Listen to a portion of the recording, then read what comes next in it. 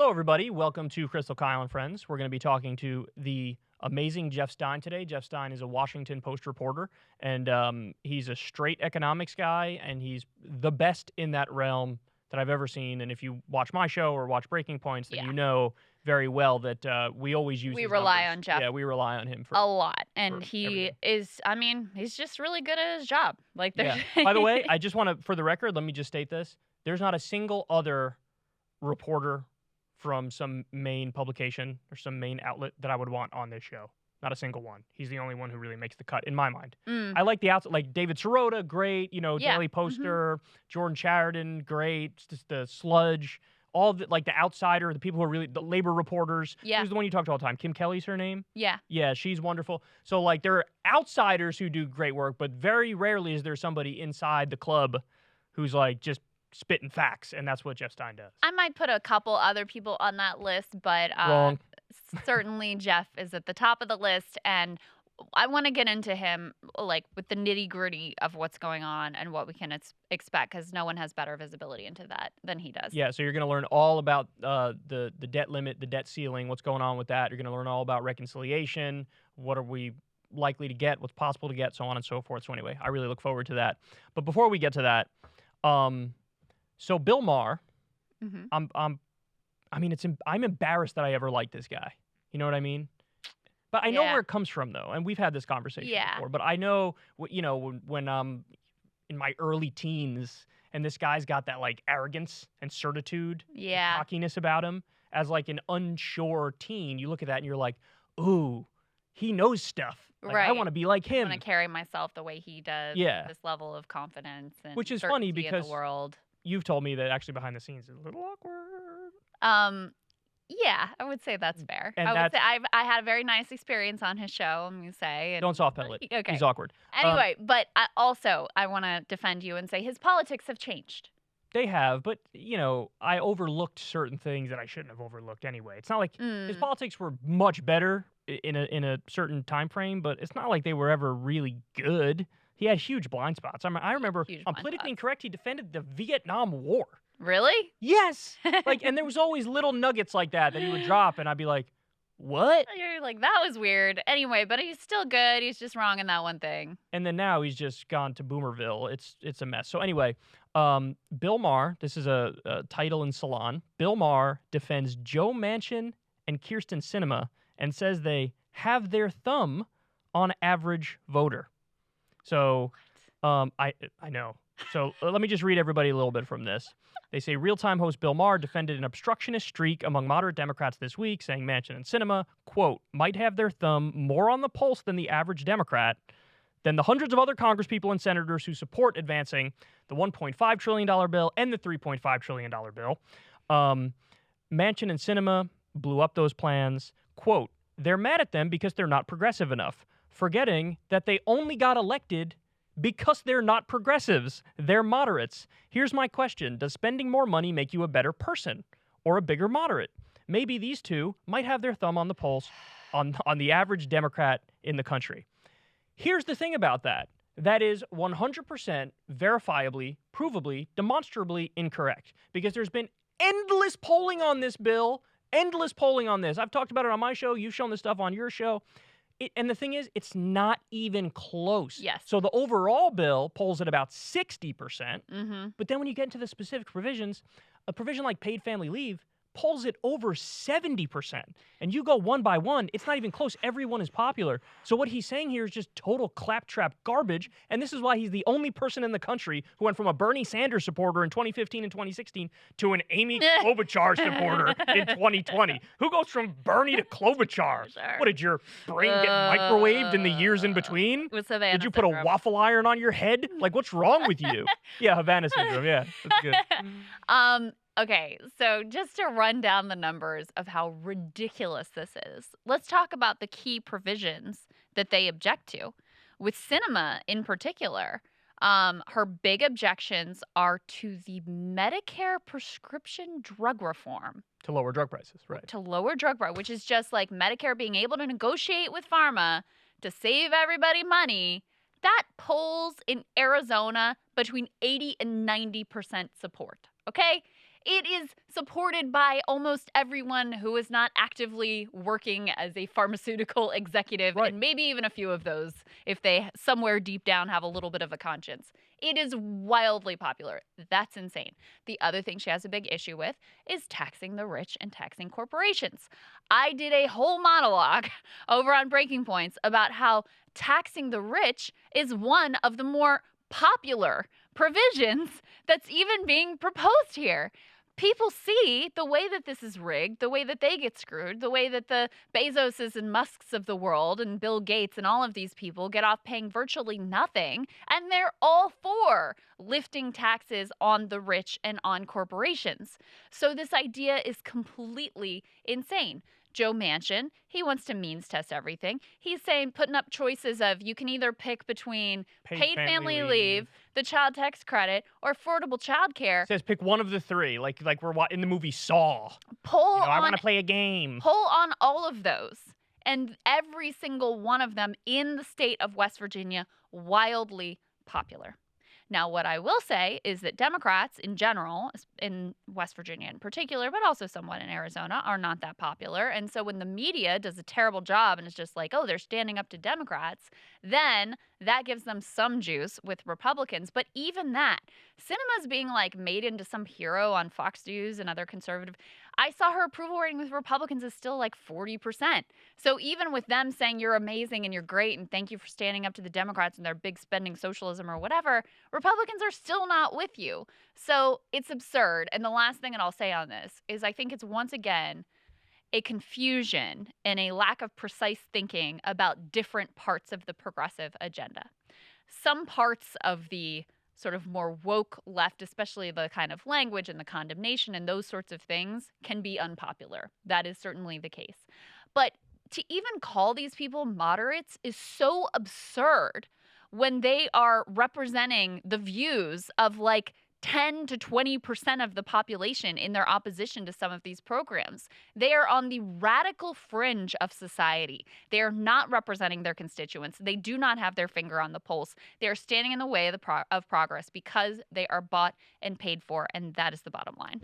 To your point, and I've seen this now, this is the only trick that the right has on this front and that a lot of people in the media have on this front is I forget which publication it was in, but there was a publication that described the bill as a woke agenda. And I remember reading that going, this has nothing to do, when you think about wokeness, what do you think about? Some college kid with pink hair who's protesting to say, I don't want Ben Shapiro on my campus. He's, right. His words are violence or whatever the fuck. Am I against that? Do I think Ben Shapiro should be able to talk again? Of course Ben Shapiro should be able to talk again. Like, that's not hard. But to just break out the word wokeness as if that, blows up the entire conversation. We're talking about paid family leave. We're talking about getting health care to people. We're talking about elder care and pre-K. None of that has anything to do with wokeness. So this gets to the question about Bill Maher. What the hell happened to Bill Maher? I mean, listen, my theory is it's multi-pronged, but Trump, for one thing, broke his brain. Yeah. Where he went from we need transformational change. The way forward is to catch us up to the rest of the developed world. He used to talk about that all the time. He went from that to Klobuchar, who's a status quo manager extraordinaire.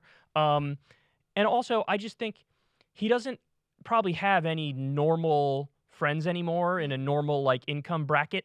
So he doesn't talk to regular people and he can't really see the pain and hurt out there. So now it's all just a partisan political game to him. And then the other thing is to go back to the wokeness point, he went a little bit too far down that IDW pipeline, intellectual dark web pipeline, where it's you just start to only care most about wokeness and you just associate the so-called far left with wokeness. So therefore, even Bernie in 2020, it's he's gone too far, he's too woke to win or to support or whatever. And it's just brainworms, Bill. You have brainworms at this point. What's your theory on them?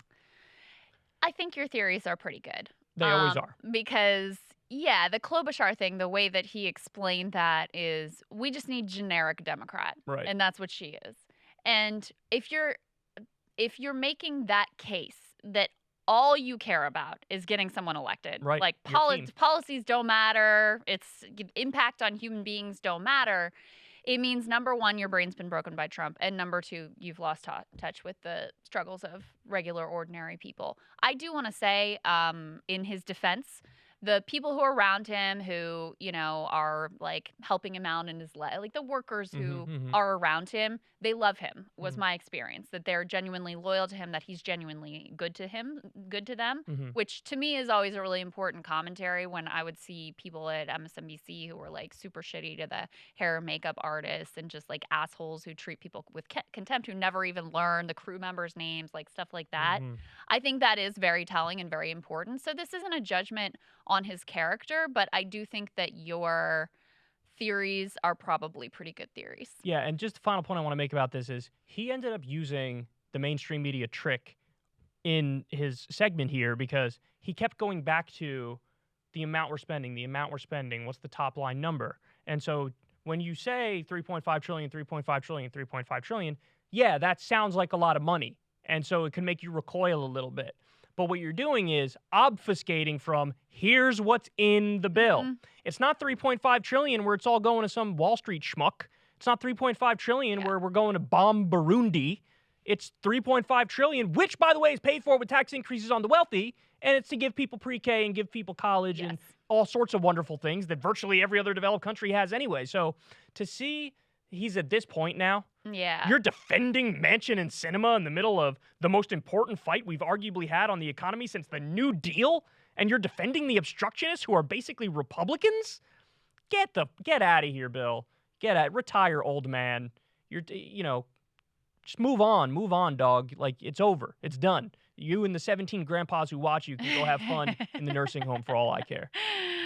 It's a sad state of affairs. It sure is. Say that. Okay, so now let's, that was an interesting discussion. This one may even be more interesting. So, I sent this to you the other day. This came across my radar, no pun intended, from what you used to call your monologues over at The Hill.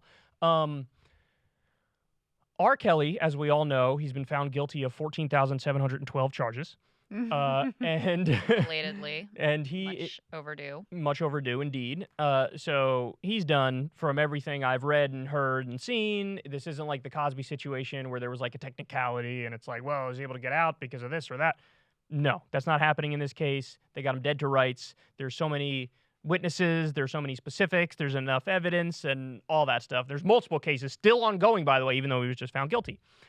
So I saw that YouTube decided we're axing both of his YouTube channels. We're just pulling down both of his YouTube channels. Now, of course, what do those YouTube channels have on it? All the songs that you know and I know and everybody knows that were played on the radio 24/7 not too long ago. And now, listen, I don't know. I didn't look yet. I don't know. My guess is there's still, other people with other YouTube channels who might just throw up one of his videos, whether I Believe I Can Fly or any of Fiesta with him and Jay-Z, or these are all tremendous songs, but I digress. But listen, this gets into a serious conversation and I polled my audience on this, my Twitter followers, and I said, when somebody's a proven scumbag and a criminal, and even the worst kind of criminal, you could argue, right? Do you say, listen, separate the art and the artist, and I'm still going to enjoy the music because it's good? Or do you say, I can't do it. I can't do it anymore because, I don't even like it anymore, or I feel like I'm contributing to something negative if I listen to it. So now I'm going to pose that question to you. What do you think? Is it more, I don't know if you want to bring morality and ethics into this or whatever. You could describe it however you want, but do you have a line on that? Do you feel like I shouldn't listen to this because this dude was like raping underage girls, Yeah, I mean, the shit he did was atrocious. Like, young girls, manipulating them because they wanted to be famous. Like, I mean, it's just the level of control and abuse and totally brazen over decades is absolutely disgusting. I guess my view on this is that I think it honestly is like a personal decision. So for me, with R. Kelly, I just genuinely don't enjoy the music anymore because I can't really separate. Did you enjoy it before? Somewhat. Okay. I was not a huge fan. Okay. I can't really separate because his art is very sexual in nature. Like, I can't personally listen to those songs and feel good about it. Well, some of them are not sexual in nature. True. Yeah. True. would I like condemn someone else for listening to his songs? No. And the YouTube thing is kind of interesting to me as well, because as you said, they took down his 2 channels. Mm-hmm. They aren't like clearing the whole platform of his content. And they say that this is in accordance with their terms of service. According to YouTube's guidelines, I'm reading from the New York Times, it may shut down the channels of people accused of very serious offenses if they have been convicted of or pleaded guilty to crimes, and if their content is closely related to those crimes. But they don't apply that consistently. I mean, Of course not. Of course not. They're not going through with a fine-tooth comb and looking at every individual person and what's your rap sheet and is it related to your content, etc. So that's always my issue with these major platform decisions, is that they seem to be more of one-offs. They seem to be more in response to like public pressure than any actual consistent standard or consistent application of their terms of service. Okay. Yes. So there's a lot I want to say about this. I do think maybe this is too strong, but this is how I feel about what YouTube specifically did. Yeah. It's just such a cheap virtue signal. You know what I Mhm. mean? It's just Yeah. so like, who, us? Bro, I'm a good person. Who's R. Kelly? Get rid of the channels. Get rid of the channels. Are we so great? Pat us on the head and say we're amazing people. Mm-hmm. It's like, no, you're pretending like this is some slam dunk and an obvious choice and the moral and ethical thing to do. And like you said, I don't necessarily agree with that. So let me give the results of my poll, because I thought that was very Okay. interesting. It was 55% to 45%. So that's close. super close. And the side that edged it out, the 55%, was separate the art from the artist. And so where do I stand on this? Honestly, I don't know. I'm somewhat agnostic.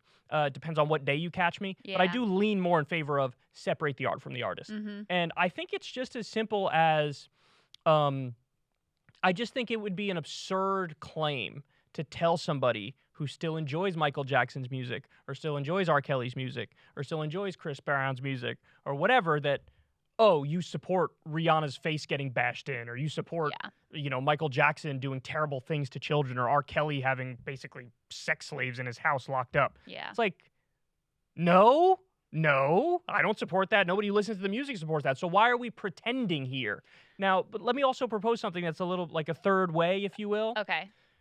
What if they kept the channels up and just gave the monetization to the victims? Well, that's a good idea. I Like that. leave it up, let R. Kelly have his channels up, and just give the money to the victims. That's good. I like that. That is a good idea, right? So this Mhm. time everybody's listening, because that is a caveat where I start to lean in the other direction, which is if you are monetarily helping them, Right. and that then helps them continue on their crime spree. In the well, then I'm predatory like, behavior. okay, That's now, different. yes, now I can't do it. Well, what you said too is interesting about separating the art from the artist and how you feel about that, because art it means one thing to the artist who creates it, and the way that you personally experience it is a deeply personal experience. Like Right. what you get from the art may be something totally different than what the artist got from it or what the artist put into it. So you sort of filter it through your own lens, and it means something totally different to you. So I agree with you that the idea of like condemning someone and saying, oh, you support like Rihanna being beaten, or you support what Michael Jackson did to little boys, or you support what R. Kelly did, just because you continue to get something from that art, I think that is ridiculous. So I guess if I had to come down in a hard place, I would say I come down on the side of still okay to listen, but that it's like an individual thing where if your experience of that art is tainted by what that person has done, Yeah. then, or if it also crosses that line of you feel like it's benefiting or enabling Right, them yeah. too much, then that's a different story too. So Corin and I discussed this a while ago, and he made an interesting point, and it was in regards to when Ray Rice was caught on camera, domestic abuse, Oh, that basically was beating his wife. It terrible. was horrendous. Yeah. What happened is, and Corin and I went to the same school as Ray Rice, and he was a great, Oh, really? I think, in front of us. Yeah. really? So, and he even, Corin says he cheated off him for the math test, which is hilarious because Corin's terrible at that. That says a lot. But what happened is, New Rochelle High School, which is where we went, he had won all these, these trophies and accolades and titles and everything you can imagine. And when that happened, they pulled that stuff down. And Corin's point was like, he still did that shit. Right. Like, he still won those things. I get that you don't want to glorify him, right? Mm-hmm. But you can't just erase the reality of it. And if you really stretch this principle to its conclusion, you could get in some really funky and silly places. Like, for example, so I think Gandhi was doing some terrible sex stuff. Like, I think it's been proven that he was, I don't know if it was underage people or whatever, Yeah. but a lot of issues there, pedophilia stuff, right? Does that mean that then you turn around and be like, well, the other thing he fought for was, I can't be on the side of you with the correct stuff with freeing India Yeah. because of that. It's like, well, that's if you're being consistent, you'd have to be like, well, we got to take a couple steps back from associating with him or associating with that ideology or philosophy because of the other terrible things he does. People are almost terribly complex, and I feel like oftentimes in today's day and age, that nuance is totally lost on people, Mm-hmm. where, and I wish that nuance was back in the conversation. Now, having said all that, even if you still enjoy the music of these people, you should have the common sense to, when discussing them, be like, yeah, but fuck them for what they did. You know what I mean? Right. Like, go ahead, I'll let you enjoy the MJ and the R. Kelly and all that stuff, but you should be like, if it's brought up, don't be a stan. Don't be like, overly defensive of them. You have to be like, yeah, fuck them for what they did, but Thriller's the shit. I mean, it does remind me a little bit, too, of the debates we have around, like, platforming and, Right. there's a school of thought that says, like, well, you shouldn't even talk to or associate with this person if they have a view that we consider to be over the line. And I think that's a silly perspective.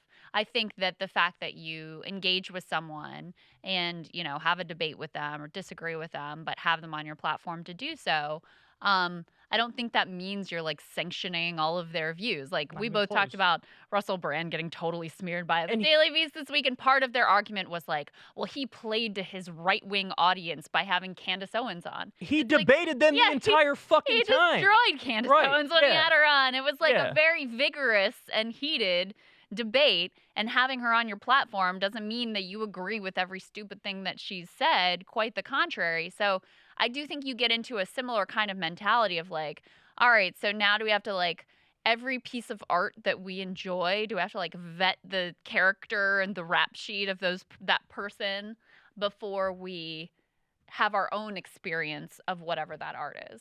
Yeah, no, I think that's exactly right. So, I mean, I don't, to your point, and I'll wrap it up on this, but I don't besmirch people who themselves would say, I can't do it done. anymore. I don't Yeah. like it anymore. This is too serious. Or maybe you have some personal experience Mhm. in that realm. And so it hits close to home in a different kind of way. Yes.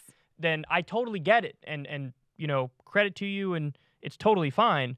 I would just say that for people who still enjoy it, as long as they have the caveat of they're willing to say, hey, fuck them for what they did, let people enjoy that stuff. Because I do think there is literally a separation from the art and the artist. I mean, it's not the same thing. You know what I mean? Like, with all the nuances and complexities of people, Yeah. you are what you do, but you also do 1,000 things.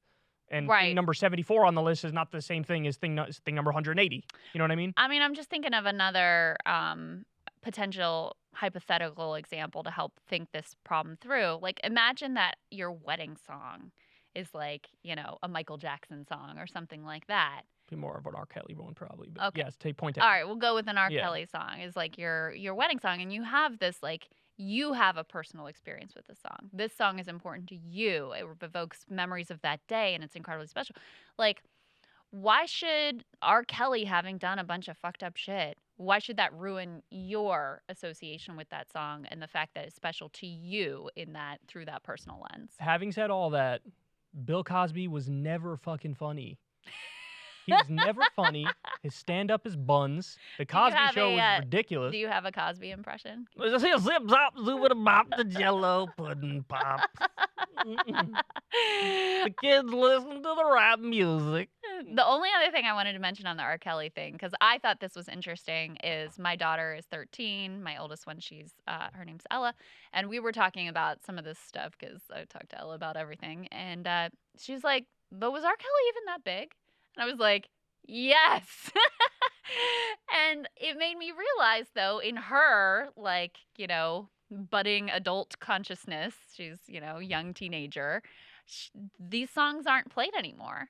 So she had no idea. And she's into music. Like, she had no idea that he was as big of a phenomenon as he was. You're pushing me further to the side of let people listen to the music.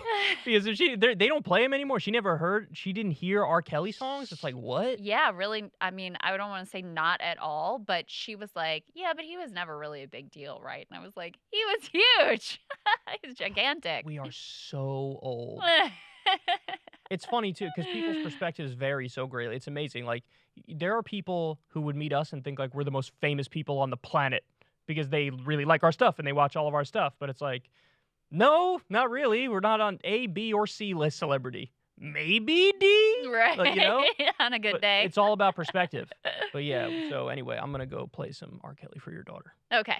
So, all that being said, Ellie, you will listen to this. All right. So we are both very excited to talk to Jeff Stein. As Kyle already said, he is an economics reporter for the Washington Post. If you follow anyone on Twitter, you should be following Jeff Stein because he does a phenomenal job of making things super easy. He's really well sourced. He does a great job. He focuses oftentimes on stories or angles of economic issues that are getting undercovered by other reporters in Washington, D.C. Let's bring in Jeff. Jeff Stein, great to see you, friend. Thanks for having me back. Our pleasure. So first, I actually want to start a little bit with the debt ceiling because that's kind of the latest in D.C. I did not see the deal from McConnell, at least the kicking the can down the road, willingness from McConnell coming. Was that something that you expected? I didn't see it coming, and I think the initial reaction that this was like a giant fold by McConnell was kind of wishful thinking on the Democrats' part. It actually seems to tee up an absolute nightmare of a November and December. Not that anyone should bemoan the plight of DC reporters, but it's going to be an absolute... I care about you, Jeff. Thank you, Krystal. I'm glad someone does.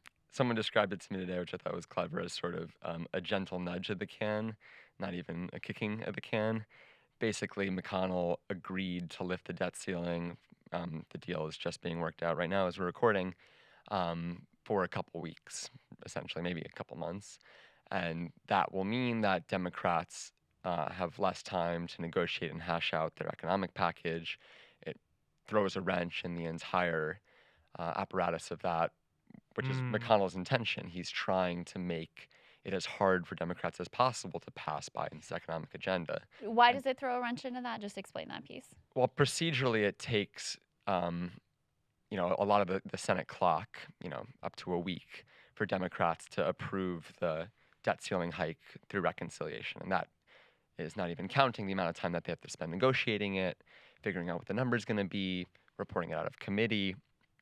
And so what McConnell is so boring, the Senate procedure just like makes me want to gouge my eyes out with like a rusty hammer or something. It's so boring. And I hate explaining it and talking about it, but the way it works is essentially the debt ceiling is traditionally raised or suspended through regular order, which is a very fast process. When all senators, basically more than 60, agree to do something, they do it quickly. What McConnell has been doing and has the support of all Republicans in saying is, you guys will have to do this with Democratic votes alone through the reconciliation process. And that, because it's sort of outside the Senate's normal procedure, takes a lot of time, takes weeks. Right, yeah. And so Bernie Sanders has been adamant, we're not doing it that way. And so with the deal that was announced this week was essentially, we will kick that vote. Basically McConnell is saying, I will agree to give you guys more time to have to do this on your own. But that concession or that decision basically means that Democrats are going to have to continue to work on this in the next couple months when they should be, or in theory, be working on the actual economic agenda that people want to change the country. Now, I think that people say, why don't Democrats just do this on their own? And the core thing that people need to understand is that the reason Democrats haven't done this on their own is because they are nervous about an attack ad saying, you raise the debt ceiling to $35 trillion. They don't want that attack ad, and they don't trust that the American people are smart enough to understand the explanation of, we are doing this because we have to avoid a default, and in actuality, $28 trillion of the $35 trillion was accrued under prior administrations. They don't think that they can have that conversation and win voters over. So this is the game that we have to play, and it's not fun to cover. And correct me if I'm wrong, but doesn't it also take another crack at reconciliation off the table for Democrats? And how many cracks do you get per year? 3? Do you get 3 shots at reconciliation per year or something like that? Well, wasn't there a parliamentarian ruling that there may be an ability to do more than was originally thought? Yeah, this is. I know. But if McConnell says you have to do that through reconciliation and you waste a reconciliation thing through this. No, that's a really good question and something that I was trying to track. And the parliamentarian came out to Punchbowl, I think, first and said, essentially, you guys can do this through reconciliation without burning one of your reconciliation packages. So it should not prevent them from doing a full Biden spending plan this year. It really doesn't burn one off the clock. So the reason for the nuclear option, the 51 votes, the Democrats aren't doing that for the reason you described, which is they're afraid of the attack ads. So in other words, Biden, they could just do it and do it with 51 votes and just get around it, but they're only afraid of the attack. That's the only reason why they're not doing it, is because they're afraid of the attack ads. Yeah, they could have done this months ago. So sad. That's the saddest thing I've ever heard. It's one of those things as a reporter where you're trying to be, as fair and objective and as, judicious as possible. Sure. And you're seeing, the positions here are McConnell saying, I'm going to risk a default Right, exactly. of the U.S. government, which would be catastrophic to the global economy, because he wants Democrats to get this, potentially bad talking point, that Republicans can attack Democrats with. So that certainly doesn't seem like a great motivation, to put it lightly. Democrats are also themselves potentially risking the full faith and credit of the U.S. because they don't want to receive this political attack and to be victims of it. Yeah. And so, you write a story that says that both sides are acting like children, and you get a torrent of emails and calls and tweets from Democrats saying they're the ones putting us in this position. And that's true. It is true that McConnell is really initiating this game. That's not just cooperating on a bipartisan basis to raise it. But at the same time, Democrats, and this is what Republicans say somewhat ironically, that Democrats are the party of good governance. So why don't you guys just do it? Right. It is ironic to hear Republicans calling you and saying, I thought they were the ones who were responsible. That's not something you imagine Talk that Republicans want to Talk do. about the $1 trillion coin, too, because some people say it works, it's a good idea, and other people say that's the dumbest thing I've ever heard in my life. So talk about that a little bit. Yeah, you guys should have Joe Weisenthal on to talk about the coin. We reported that the White House does have an internal memo that evaluates the coin question. I have not obtained the memo, but if you're a White House staffer listening to this, you can find me on Signal. They're probably scared of the attack of that too, though, right? Wouldn't you guess? Yeah, I think in fact, that's even right. more so than if you just raise the debt limit with 51 votes. Yeah, also, if you have the coin, you can send it to us. I'm going to go buy a sandwich with a $1 trillion coin. Do you have change for this? I think the coin, they have to say publicly that it's off the table, because as soon as they even acknowledge that it was being considered, it would be a sign of the dysfunction of the U.S. government to pay its debts. And you don't know how investors are going to react. And obviously, every month, Treasury has to essentially put U.S. debt up for auction. That's how we fund our obligations. And if those borrowing costs go up, it would be really catastrophic. And so the psychological game behind the coin and the fact that it sounds like such a gimmick, some people say could undermine the whole idea of it. That said, if we get to the point where we're actually looking at a default, the idea that we would pick a default over this potentially gimmicky option that would, at least according to its proponents, take this potential catastrophe off the table, I think is worth noting. I mean, the thing with the coin that I think, some of the people I've talked to close to the situation will say is that the coin, it sounds so goofy, to the average Jon person. Stewart went after it years ago when it was I being missed that. considered. Oh, really? I Yeah, didn't know years that ago either. he did a thing, and he was ripping it ruthlessly. That's what I'm saying. It's like there's some weird partisan stuff going on with it where it's not like you would assume, well, lefties will support it and right-wingers will be against it, but it's all over the place. Yeah, and the thing is, they might not even need it. The thing that's going on, and one of the, I think, sort of less crazy-sounding legal theories is that the problem is that Congress is saying you can't borrow more than this in one law, and then in separate laws, Congress is saying you have to spend and tax amount. this amount. So Right. those laws are in conflict. And in the past, I mean, FDR did this a number of times. Best president ever. In a Continue. baller way, or in an aggressive way. I shouldn't say baller. FDR is baller. Jeff Stein is correct. I'll say it. It was quite a bold move, where he just said, "Look, these two laws are in conflict, and I'm going to pick the one that does the less That I like. harm." I love that guy. Bring it And on. that, That's to me, perfect. that sounds a lot less wild and wacky than being like, we'll do this $1 trillion coin that, like, I agree. you find the average person on the street, like, what are they going to say to that? They're going to say that Yeah. sounds weird. If you say, oh, under the 14th Amendment, we have additional slight legal justification for this, it seems like an easier sell, potentially. Yeah, Right, that's yeah. an interesting point. I mean, I've been on team #MintTheCoin because the debt ceiling as itself is a sort of stupid historical relic Abolish it, yeah. that other countries don't have. The coin is a sort of equally silly solution, certainly. But as you were alluding to, and I think Weisenthal put this well on Twitter, he's like, look, you got Janet Yellen and others saying this is a meteor headed to crash into our economy. Like, the results are incredibly real, even as silly as the discussion seems. You're talking about potentially 6 million jobs lost, stock market in free fall, Social Security payments not going, our servicemen and women not getting paid. I mean, it's a hugely potentially catastrophic event. And so if you have the means to fix it and you're going to take that off the table, that seems like an absurd place to be in. And it also reminds me, frankly, of them saying that climate change is a real threat and that we're in crisis and that this is existential. But hey, if the parliamentarian says we can't do anything about it, yeah, we'll just let Joe Manchin, the coal baron, write the rules for what we're going to do about it ultimately. It doesn't seem like the rhetoric matches their willingness to use the tools at their disposal is what I'm trying to say.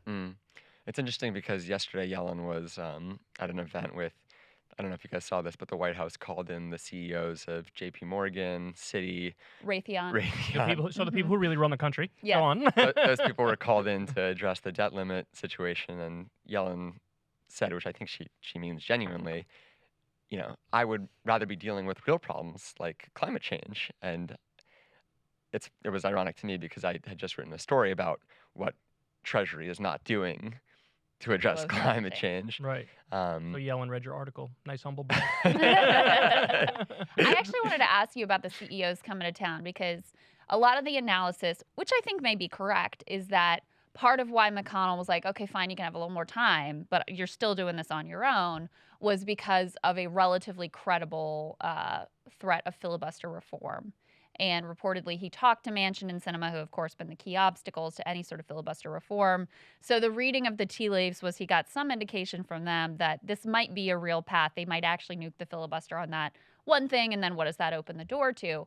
But I also noted that Wall Street and corporate executives seem to start taking the debt ceiling seriously, like, hey, this is actually a crisis, and this is actually a problem.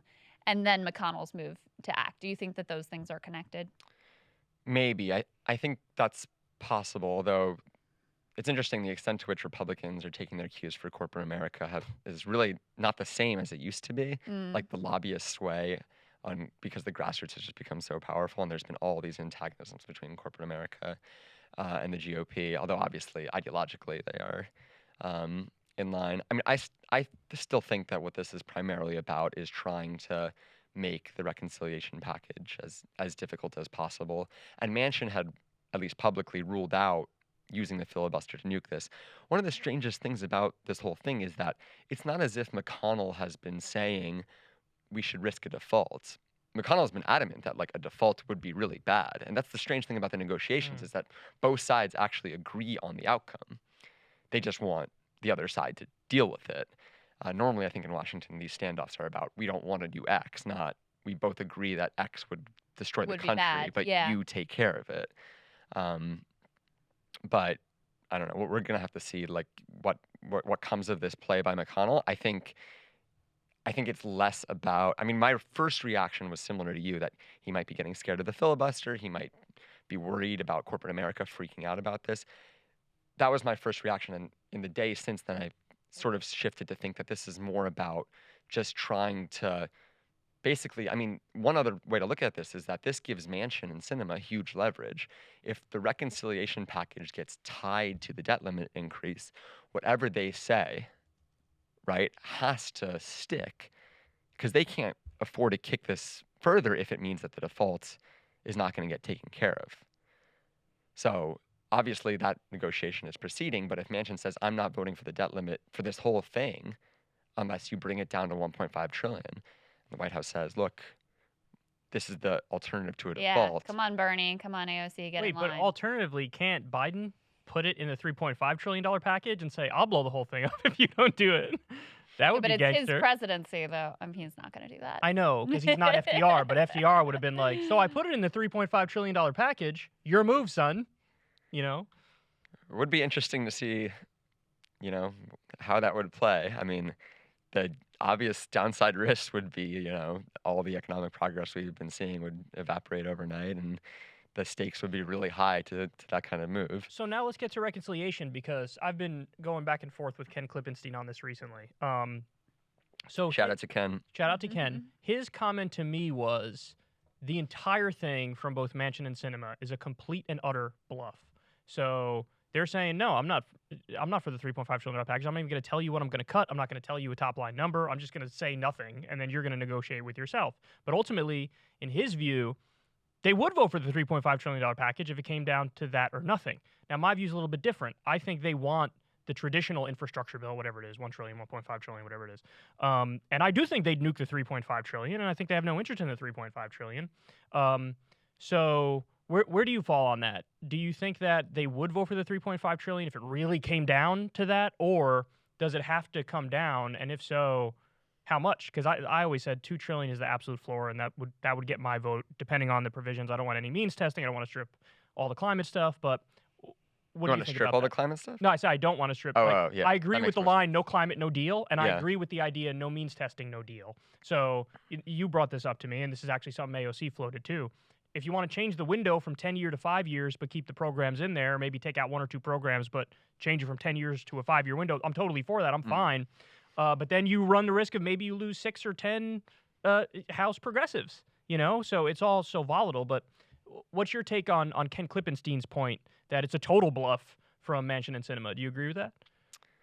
I think Ken is, as usual, incorrect. I told him that. I said I'm not buying it. I think they're actually against it. No, I actually do think that they would vote it down in its current form. Agreed. Right. That's what I think. Sinema, from everything I've gathered, I mean, they are different in what they want and what they're upset about. Sinema seems most concerned and adamant that the taxes on wealthy investors and corporate America come down substantially. That seems to be her main concern. Cool. Manchin seems mostly concerned about the extent of spending on families. We're also, the climate stuff is interesting because they could keep the number where it is and change some of the sort of internal mechanics in a way that a lot of climate experts are very worried about.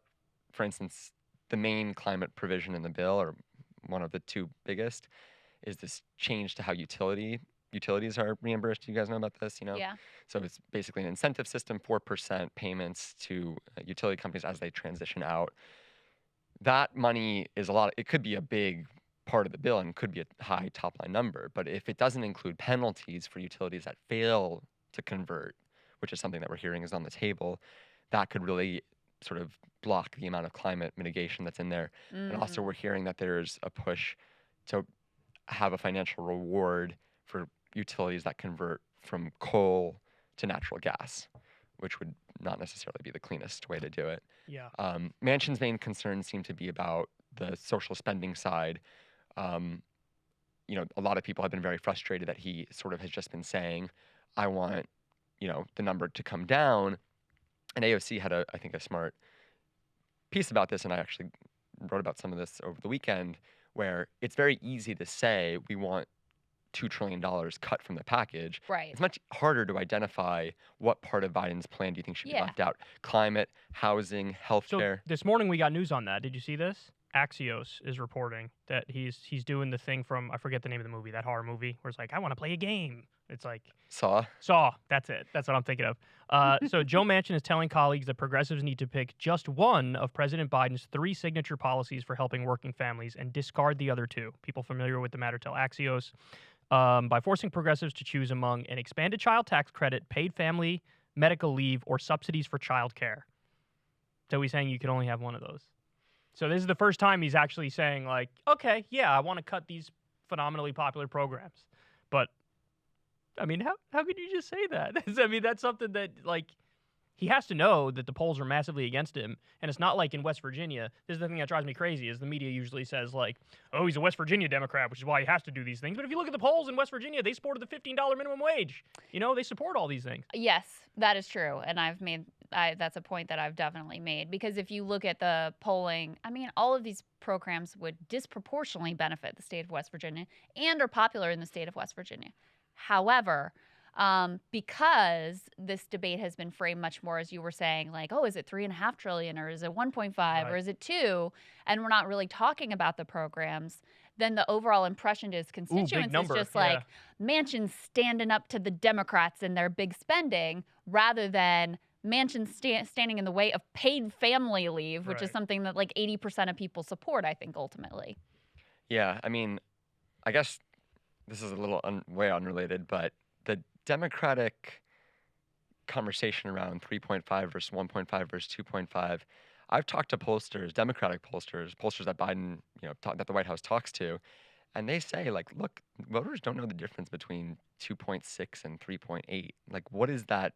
Yeah. Why does it doesn't matter? Yeah. It almost reminded me of when, this is where I was going to go, that's very unrelated, that the Obamas had their party over the summer, and there were all these COVID concerns. And they're like, we'll cut the size of the party from 600 to 300. Right.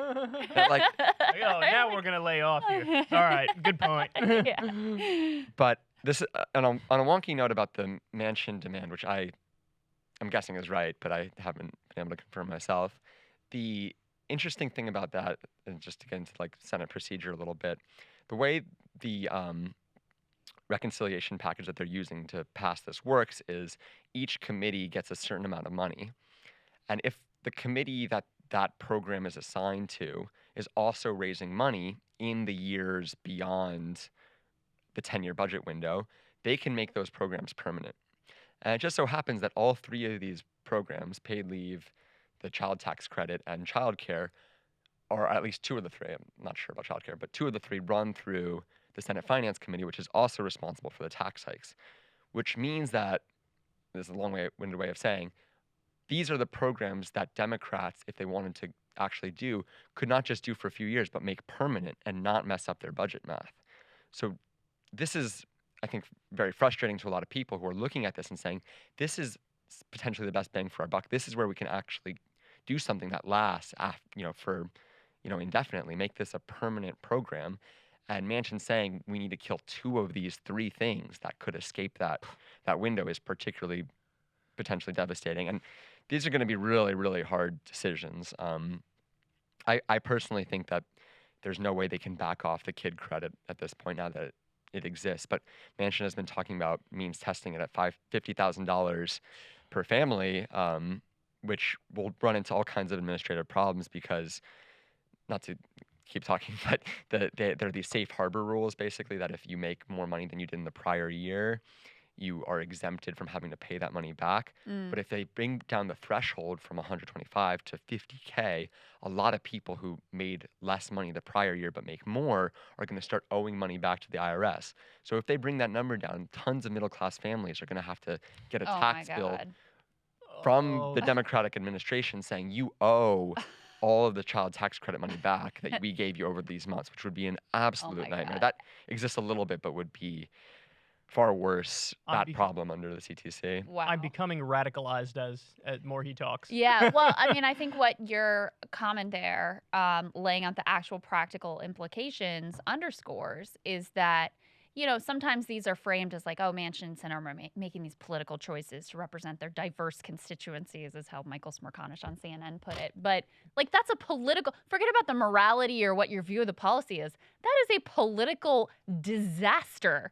So the idea that he's doing this because it's so, like, politically smart for him or for the party is kind of ultimately absurd. But Jeff, there was one tweet you sent out that was in particular the reason why I wanted to have you on to break this down, is you've been laying out what are those potential trade-offs? Like, okay, if we're going to say 3.5 or 1.5 or whatever, like, what are the actual numbers behind that? What is some of the thinking about balancing, okay, do we fully fund these programs, or do we do limited time frame? Do we means test? The only path to me is the shortening the window. What do those trade-offs look like? And so if we end up, let's say, I mean, right now, if you had to guess, you would guess it would end up somewhere ballpark like $2 trillion. What does a $2 trillion bill actually potentially look like? So yeah, you try to like do the basic arithmetic on this yourself, and someone on Twitter was accusing me and some other people of doing what they were calling like fantasy budget math, like kind of like coming up with your fantasy team and like we put, we have a cap and we buy this player for this amount, and Yeah. so I don't want to sound like I'm doing that because I but this is the reality that they're looking at. You're taking a bill that is really they said 3.5, but the House bill was like 4.5, probably maybe close to 5, and to bring that down to 2, they're going to have to cut it by more than a half. It's a 60% cut to Biden's initial plans. Wow. Which didn't include the Medicare vision dental expansion, for instance. Wow. So to get down to 2, right? Let's say the climate number is 0.7, 700 billion. The child tax credit, not even in full, but through 2025 is 500 billion. So now you're at 1.3. You're already at 1.3. Yeah. Already. Yeah. So then you do Pelosi's, I'm just picking things out of a hat, but the healthcare plans are close to 750 billion. So that's the like Medicaid, funding the Medicaid, ACA. Medicare, and ACA. Yeah, all 3, which would be a big deal. But so if you pick those 3, then you're leaving out everything they want to do on housing, everything they want to do on pre-K, child elder care, care, paid family elder leave. care, community college, right? All the education stuff is all gone. God. And so the debate has been, okay, what we don't want to do is cut everything to the bone and have basically like a large appropriations bill where we just, and this is what a lot of people in the White House have told me, that they don't want to have what they would call like a souped up normal appropriations bill. Like Trump did a version of that where you just give like a little bit more money to everything. And then in a few years, like you don't look on the street and say Biden did that. Right. Right. Like that's kind of the danger. So there's this, I think some people in the White House have said, what we want to do is like a few things very big and bold so they like see that, maybe pick 5 things and like really kill those. Right. Like make sure that every senior gets dental benefits next year before the midterms. Like that's a pretty good political win. Yep. 40 million seniors don't have like access to adequate dental care. So on the policy, it's they see it as an important step forward. But the problem with just picking a few things and doing them well, you're leaving out, yeah. Not it's who you leave out, but also that you need the votes of every Democrat, and every Democrat has their issue, right? Maxine Waters is like, I am not supporting something that, she hasn't said this, but she's very adamant that the housing money get in there. Bob Casey of Pennsylvania has been very adamant that money for seniors, for elder care gets in there. Yeah. Sanders is not going to vote for something without Medicare benefits expansion. So you look at the legislative math of putting this together and you say, on paper, narrowing this down to a few priorities and doing them in a way that voters recognize makes sense. But the legislative reality is that maybe we do just have to cut everything and do a little bit of something. So let me ask you this. That was all very incisive, and it's important that everybody hears that. Thank you. What's your sense of how Biden negotiates? Because you brought up FDR earlier. I think of like LBJ, for example, and the stories of him are endless. And, it's not like there's not dirt on Manchin and Sinema. So, for example, with Manchin, we know his daughter with the pharmaceutical company and the EpiPen scandal and all these things going on. If I'm Joe Biden, I mean, look, it's terrible to say, it's impolite, but, you play the mafia boss game and you call Manchin into your office and you say, look, I got a carrot or stick approach here. I'll make you an offer you can't refuse. If you vote for the $3.5 trillion package, we're going to get another military base in West Virginia. We're going to give you more money for X, Y, and Z. If you don't vote for it, maybe my buddy Merrick Garland takes a look at your daughter and takes a look at your family, because there's also stuff apparently going on with his wife. His wife was involved in the scandal as well. He got $5 million in fossil fuel money. That's the Intercept article, Joe Manchin's Dirty Empire. What's your sense of how Biden operates? Because from everything, other than what Faz Shakir said, Bernie's campaign manager, he seems to think Biden actually is, doing a tough bargain behind closed doors. Is he doing that, or is he just classic like what we see on camera where he's half asleep and he's like, I really like you to vote for this, but if you don't, all right, There was some reporting in the new Woodward Costa book that during the stimulus debate, can I swear? I don't know. Of course. Yes. On our show you can.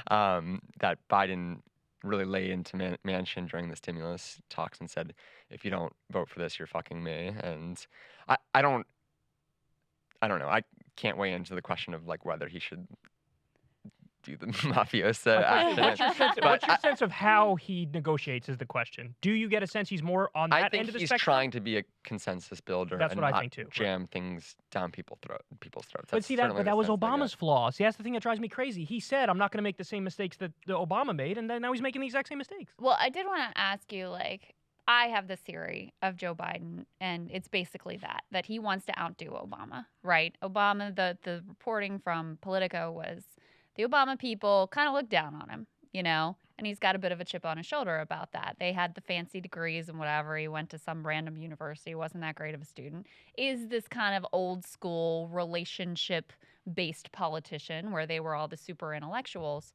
And so there's this motivation to outdo Obama. Okay, Obama's stimulus was too small. I'm going to do a bigger one. He did that. Okay, Obama was never able to get Republicans to agree to anything. I'm going to get this bipartisan deal done, and he's, halfway there on that one. But what do you see as driving his motivations? Because in terms of, certainly in terms of laying out actual concrete policy priorities to the American public, like, we're having this debate about what they're ultimately going to include in the reconciliation bill. I have no clue what Biden's. I know what Bernie's, what you laid out, what Right. Bob Casey's are, what Maxine Waters are. I don't know what Joe Biden, the president of the United States, what his actual policy priorities would ultimately be. I think that's the big question about the consensus building approach. I mean, maybe you get more done, but if voters don't know what Build Back Better means in a concrete sense, Terrible it tagline. sounds. Or it's, So Boris, bad. it's Boris Johnson's too, right now. I didn't know that until yesterday. Yeah, Johnson took it, right? Yeah. Really? Yeah, the Tories are using Build Back Better. Oh, it's so bad. The conservatives in the UK are using the Democrats' tag, which says a lot. They're on its proud own. of that. I don't know about the Tories in particular, but the White House, Biden has said, you see that they're using it all over the world now. Oh, he thinks it's like Good thing. transformational. But all of us were like, ugh.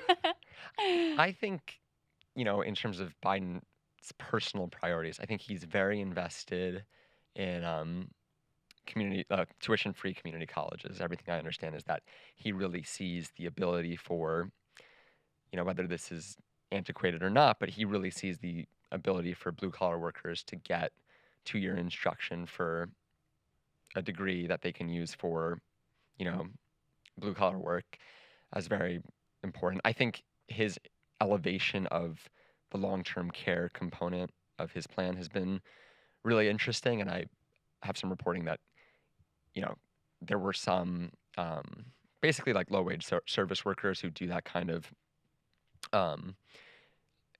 that is, I think, one of the most like neglected policy areas for all we talk about healthcare and housing and many other important issues. The crisis where people who are in their 80s and 90s cannot get in-home care, Yes. that's not covered at all. Yeah. Sort of like flown below the radar, and it's like hasn't become a flashpoint in any primary, and a lot of people would say that what Biden has advanced is wholly inadequate to not just the current moment, but the fact that we are about to experience a massive boom in our elderly population as the baby boomers retire.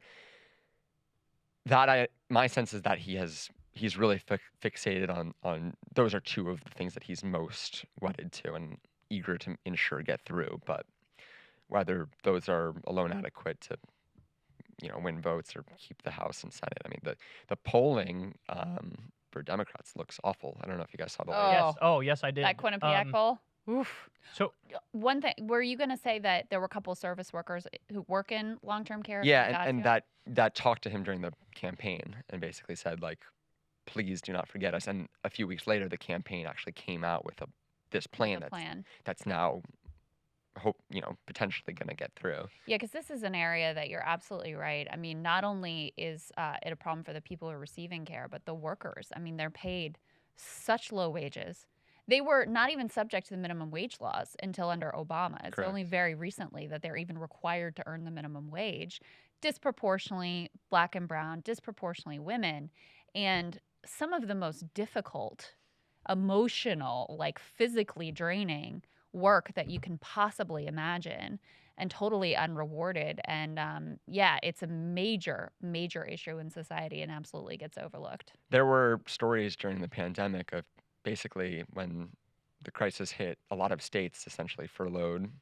They were looking at huge budget cuts and they furloughed a lot of these workers, and without pay, a lot of them went, these are often disabled people who cannot move Right. at all physically, Right. not just the elderly. And they, there's story after story of these workers going, to care for people that they were not being paid Paid to care. to care for. So Wow. we'll definitely be watching closely to see if they cut that back. So, to your point on the polling, do Democrats, do you get a sense that Democrats know how screwed they are currently? Seriously. Because It's amazing, a lot of Democrats you talk to are like, well, this is what we get for pulling out of Afghanistan. I imagine you guys don't agree with. Oh, that's the dumbest thing I've ever heard in my life. Because even the polls show that even with all the mess, people were like, well, it's good we're out. Yeah.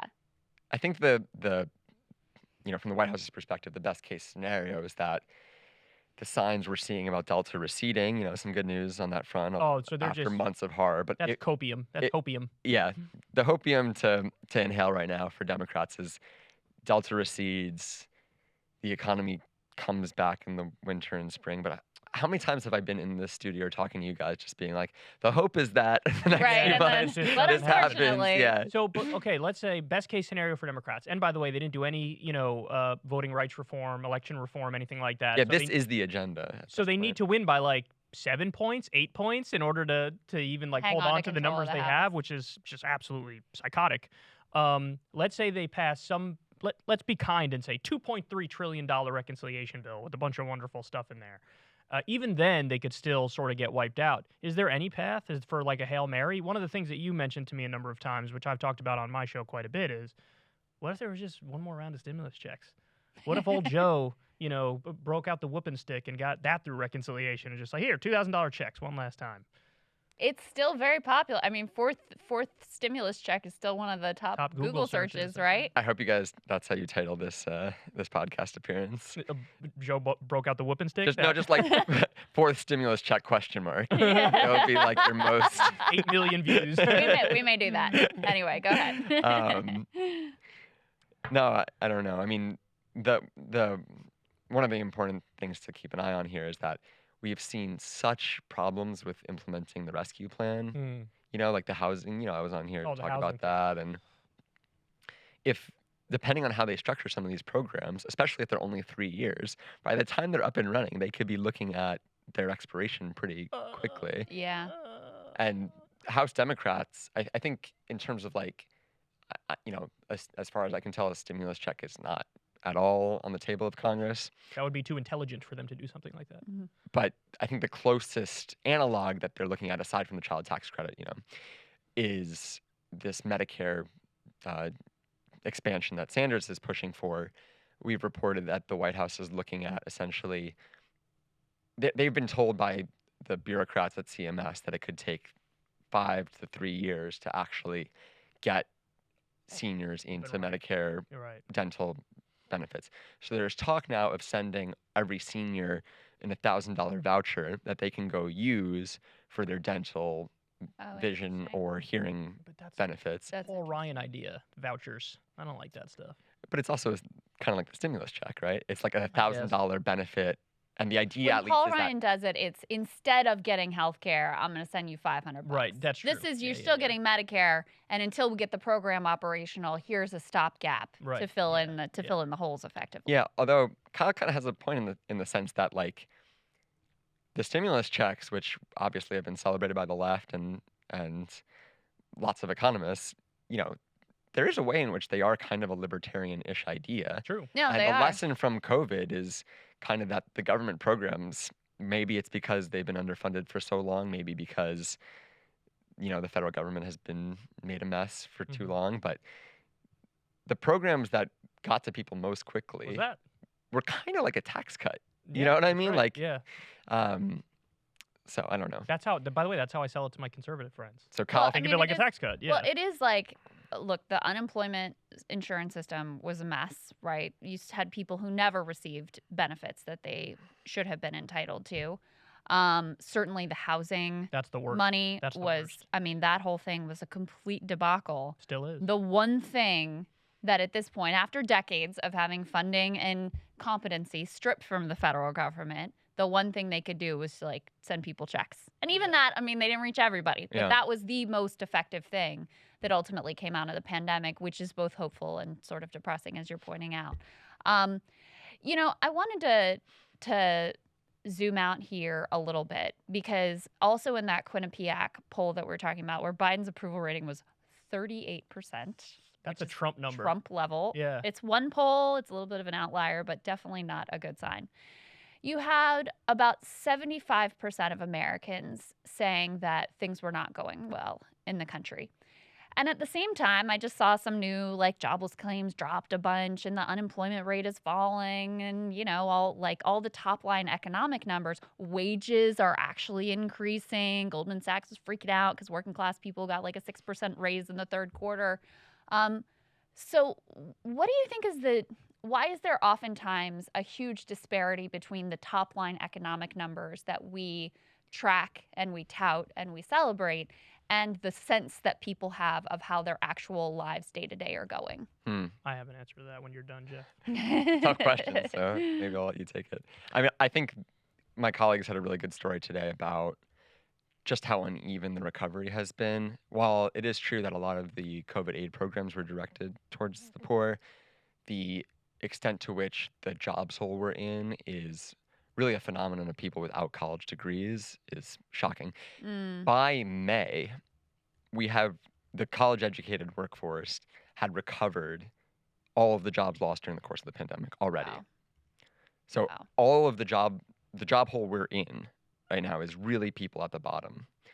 And I have not done as much digging on this as I should be, but you are really seeing a lot of bidding up in wages for people with, you know, who have means and who have been able to get college degrees. But the job market is still really bad I mean, there are a lot of job openings, but often without pay and often disconnected from where people are and often jobs that people, you know, I mean, we talked about this before, but I think a lot of people went through COVID and this existential threat to the country and themselves in many cases and said, I'm done doing 12-hour days for a terrible boss, and are unwilling to accept the norm from before as what their lives are going to be like from now on. So I don't know if that answers the question. I would love to hear Kyle try to unpuzzle this. A couple things. So first of all, the way, and Yang has actually pointed this out to his credit, the way that we talk about the economy is not really reflective of how society is doing in a broader sense. You know what I mean? So, I mean, that's one issue right there. The other thing is Democrats seem to not ever really sell themselves or their accomplishments, even when they do things every now and then. Rarely, but every now and then they're occasionally good. You know what I mean? Like the thing that I always talked about on my show was, I think one of the best things Biden did was he signed an executive order to raise the minimum wage for federal government workers to $15 an hour, and that includes federal workers, federal contractors, and also I didn't even know there were tipped government workers, but apparently there are tipped government workers. So he did that, but you never heard him say anything about it.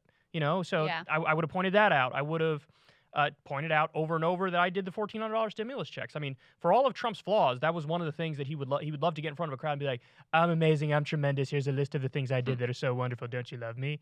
Like, and not only do the Democrats not do that, but then they also, and of course the media is guilty of this as well, when talking about this reconciliation bill, to your point, it's always top line number, top line number, top line number, top line number. Yeah. It's very rarely, I'm going to get you child care, and I'm going to get you elder care, and I'm going to get you universal pre-K. And if you do that, I do think you move the needle more in your direction, you know? So they don't do it. There's also just a general existential dread that we're a society in decline that can't, like, solve basic problems, that has no purpose. Like, all the consumerist values we were sold about the middle-class life and the American dream and everything have been exposed as sort of hollow. We thought that by now COVID would be in the rearview mirror and nobody would have to worry about it. And there's still, Delta, the numbers are getting better, but it's still definitely a concern. You have these ugly fights over vaccinations and mandates and culture war invading even, your local school district and all of that. So I think there's just a general sense of dread about the direction of the country. And then I think also, you still have a population where maybe wages bumped up a little bit, but they've been stagnant for 40 years. That's right, yeah. And the very top got, richer than anyone could have possibly imagined. And all of this was witnessed by the American people. Like, I got screwed. My stupid boss was willing to risk my life for me to continue to make cheeseburgers for these assholes. And you expect me to be happy about the way things are going when, these people at the top are getting richer than ever. It is really amazing, just the numbers on the amount controlled by the top 1%, how it's changed over the last 30 years. I mean, in the 1980s, the top 1% controlled 10% of the national income, and now it's close to 22%. Right, same as before the Great Depression, by the way. Yeah, that's the same numbers before the Great Depression. When you look at, as you guys I'm sure have talked about, the increase in billionaire wealth during the pandemic, it's roughly $1.9 trillion since the pandemic alone. The Democrats' tax plan is certainly, the first major effort to raise taxes on the rich and corporations in decades, but it would, basically not even fully tax back the gains that the billionaires had since the pandemic alone. And I don't know if that captures... And Kirsten Sinema is throwing her body on the train tracks to make sure even that doesn't happen. That's right. And just the sense of, your broader point about whether we're in a nation in decline and decay, the extent to which a lot of these programs, once you drill down a little bit into them, they seem, whether they're necessary or not, to be kind of bringing us out of the most egregious possible crisis point. And it's very hard to be excited about that for voters, I think, to say the absolute worst possible crisis is somewhat mitigated is a tough re-election message. Yeah, we needed, in my opinion, it was a transformational moment, and we got a status quo manager candidate. That's the bottom line. We've had people voting for a transformational moment since 2008, and... Well, except Biden. Biden was not the transformational one. Yeah, Biden was like, let's just get away from survive Trump. another day. Right, yeah. Right. But Obama and Trump were supposed to be the transformational candidates. Yeah. And ultimately, they were status quo managers, albeit in very different ways. I also think, your point about Democrats not selling their accomplishments well, I think is a good one too. That also ties back into that same poll. I think it was the same Quinnipiac poll where people were not giving Democrats much credit for passing the child tax credit. It was only a bare majority. What do you expect when you never say it? That even realized. You never say, I did that. That they were the ones that did it. But I think it's also, I think when you look at the number of payments that people got and checks people got under Trump, right, it's higher. Not that different, yeah. Yeah, and that's very true. Especially if you go out to rural parts of the country where Trump, with the trade war with China, Trump was cutting checks left and right for farmers, and also for people. Right. There was a great story in the Wall Street Journal about a border town. Do you remember this? Yeah, I in do. Texas? That's what I was going to bring up. That's right. You told me about this.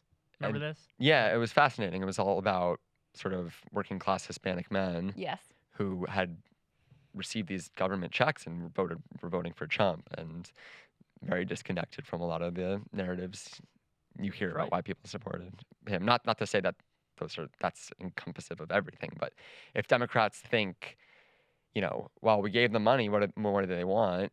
The predecessor did too. And so to see the stimulus as a continuation really of Trump's policies rather than a break that people will give Biden special credit for, I think is something to keep in mind. I think you also, Biden made a strategic choice to lump everything together in these big reconciliation packages rather than nuking the filibuster and passing the programs individually, so that you actually have to be the asshole who goes out and says, I don't want paid family medical leave, or I don't want affordable childcare, or I don't want old people to get taken care of or have dental care or whatever. Once it gets lumped in all together, it becomes very easy to be like, this is too much spending, and let's just talk about $3.5 trillion rather than the individual programs. Whereas, with the Trump stimulus checks, like it was a check. It was very tangible. You know that you got it versus a whole pile of programs. And then I also think people are very skeptical that any of this is actually going to happen or actually going to benefit them personally. Yeah, I mean, I don't want to be accused of being a shill, but I think like when you look at, there's like really one attempt that I think you can point to where the Biden administration was like, I don't know what happened, but it seemed like they were trying to like play hardball with Joe Manchin. And that's when you remember Kamala Harris was in West Virginia, like giving local TV interviews, and like Manchin freaked out. And like from everything I understand, he was like, "Do not do this again, or like your agenda will be down in flames entirely." And the Democratic Senate caucus is like quite conservative. Like it is certainly to the right of Biden, or maybe that's not fair, but there are at least a dozen members of the Senate caucus who are to the right of Biden, and a lot of the media attention has focused, I think deservedly so, on Sinema and Manchin, but there's at least a dozen Democratic senators who would not vote to change the filibuster. And if Biden had come out there a dozen? Yeah. Whoa. See, okay, so to expound on that a little bit, what was it, 7 or 8 that were against the $15 minimum wage? I thought it was like, and I thought that same 7 or 8 would also be a problem for reconciliation. But if you believe Biden, it actually is just 2 who are standing in the way. Yeah. Which I find absolutely fascinating. What do you make of... So Bernie, just the other day, directly called out Manchin and Sinema. And this is the first time he's done it. People like you and me... He's tried to be very cordial. That's what I'm saying. Like, people like you and me have been going at him for a month or whatever, right? Bernie goes out the other day and he's like, so... what I heard, I'm not saying this is true, but what I heard is you're against lowering drug prices for the American people. What do you make of, like, I don't know, is Foz right that if you just use the stick approach, you're done and it's not going to work? You know what I mean? Because all Bernie has at this point is a stick to offer. Biden is the one who could do a carrot or a stick. You know what I mean? So do you think that'll work? Will it help? I like seeing it just because it feels good, but I don't know how effective it's going to be. It was enjoyable to watch. Right, yeah. As a reporter, I have no opinions about any matter, including anything. Krystal? Because I don't know if that, it felt good to watch it, and I want it to work, but it has to come from Biden, because he's the one who can offer the carrot or the stick. I do think it's good for the White House to have Sanders out there, sort of... being the attack dog. Yeah, right. Like they can say, like, look, what do you want us to do? Like, this is who we're dealing with. Like, they can use that with Manchin. So you guys, people being the attack dogs on Sanders to be more aggressive allows, Sanders to say, I have to go do at least this, right? Which allows the White House to say, I have to do at least this. That's at least the theory. I mean, and now you're seeing who knows if any of it works, right? Now you're seeing the bathroom incident with Sinema. Yeah. The yacht incident with Joe Manchin. It's a houseboat. It's very interesting. He is smooth. I got to give him credit, though. Like, I watched the video. He handled it well. Damn, he almost talked me down from being mad at him for a second. Really? Yeah, he was like, God bless you all. And then they were asking him questions, and he was like, we're working on that. And he was trying to, he actually smooth. Answered, right? He answered. He was smooth. I could see why people like him. He's a talented politician, but also, fuck him. Anyway, I think you're seeing, like, there's very different theories of change within the Democratic Party, right? And this is not new, but I remember this during the, one of the first big stories I covered in Washington was the healthcare repeal effort. And you had this, like, very dedicated group of activists who just searing images of people, with breathing tubes and wheeling into the Capitol and screaming their heads off in Mitch McConnell's office and being like, you will kill me, and the most aggressive activist tactics you can imagine. And people on the other side of the Democratic Party who were saying, let's make sort of reasoned arguments with the Republicans. Let's sort of talk about the facts and figures. Let's try to maybe work with them on other things. And I think that's a fascinating divide. Like and it's almost not even political. It's like, how do you persuade people in life? Like, what is the way to get people on your side? And the progressive theory is that,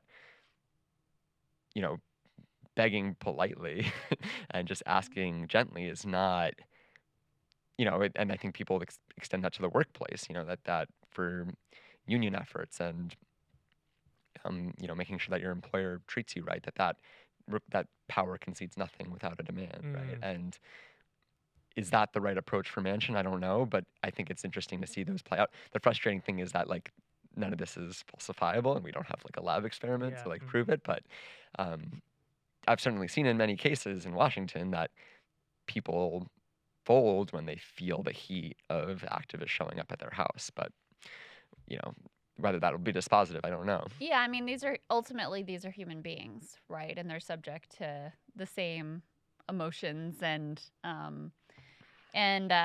shaming, frankly, that other people can be subjected to. And so I'm sure, like, to have that sort of invasive moment, whether you're Joe Manchin or whether you're Kirsten Sinema in the bathroom, that's going to make, one way or another, it's going to have much more of a sort of emotional and mental impact.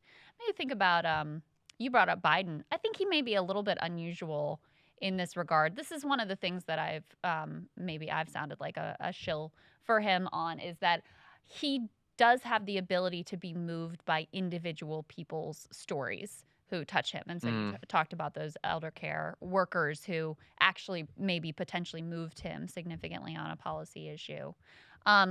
I wanted to ask you a question that I genuinely don't know the answer to, which you're not really supposed to do, but it's like Cardinals, right? You're supposed to only ask questions you know the answer to. But what is the pro and the con case for Jerome Powell at the Fed?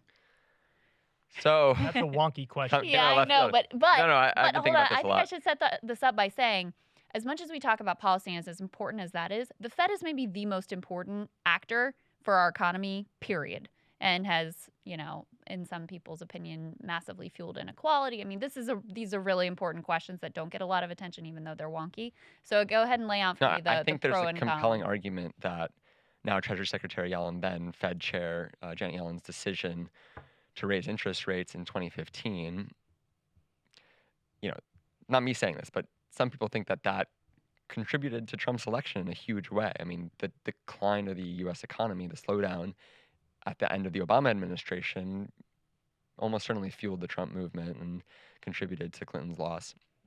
The interesting thing about Powell is that it's kind of fracturing the left, where a lot of people on the left that I talk to think Powell, as a Republican who has been pushing quite aggressively for a hot economy, low interest rates, sustaining, sort of fast income growth at the bottom, that is something that you don't want to give up on.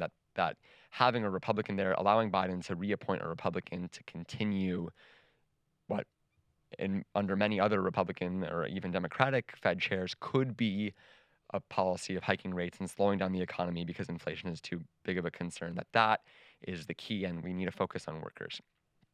Elizabeth Warren and other people, mostly associated with her, but also AOC and Ayanna Pressley, have been saying that what Powell is doing on the regulatory side, on the financial regulation front, may not be so bad now, or you may not be able to see the devastating consequences now because the banks, in part because of the Fed, are quite liquid.